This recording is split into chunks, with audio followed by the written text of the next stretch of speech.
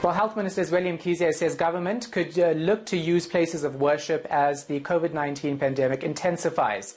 He saluted the role religious leaders have played in educating communities about the virus. It follows a controversial decision announced last night that churches and other places of worship will be allowed to open when the lockdown is eased from Monday.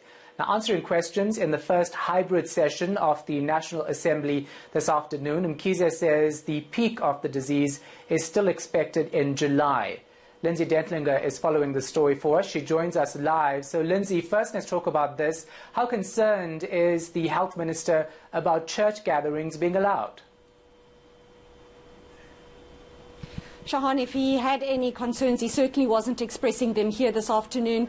He has rather responded to that question, praising religious leaders and the role that they've played when the pandemic first broke out, saying they had contributed to educating communities, and that when religious gatherings are allowed once again, he's confident that they will take the necessary measures to ensure that anybody who attends one of these gatherings doesn't leave infected with COVID-19. So he has not expressed any reservations at all about allowing religious gatherings to continue as from next week with a limited number of congregants. Let's take a listen to his response to Parliament this afternoon.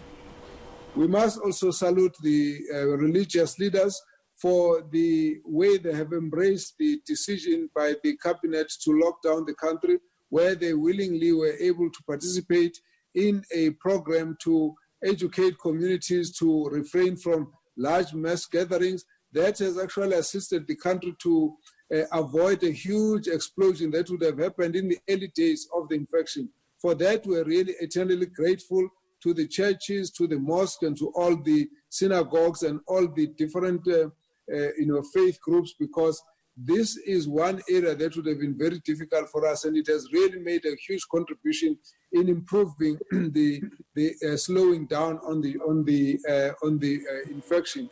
So has he actually shared any new information about the modelling government is depending on to map the trajectory of this pandemic? That was a question posed to him by the DA, Siviwe Gurube, about what models government was using to determine how this epidemic is going to unfold. And the minister saying that up until now they're using 3 models. These have already been discussed at an open forum about 2 weeks ago. But he said at the time that these models were developed, there was very little local data that they could input into the models to give it a more South African feel and to determine how effective it would be for the South African situation. For now, the predictions are still that there could be somewhere between 20,000 and as many as 50,000 deaths as a result of this pandemic. But the minister is saying as more data is now becoming available that relates directly to the South African situation, that is being inputted into these models, and that they could still change, and still new information could still emerge as these models are tweaked. And very quickly, the Basic Education Minister, Andrew Motshekga, also fielding questions about school readiness. What's she saying? Also very controversial here from MPs, saying, one MP quoting and saying that parents were feeling that she was ramming this decision down their throats. And Motshekga said that certainly wasn't the case.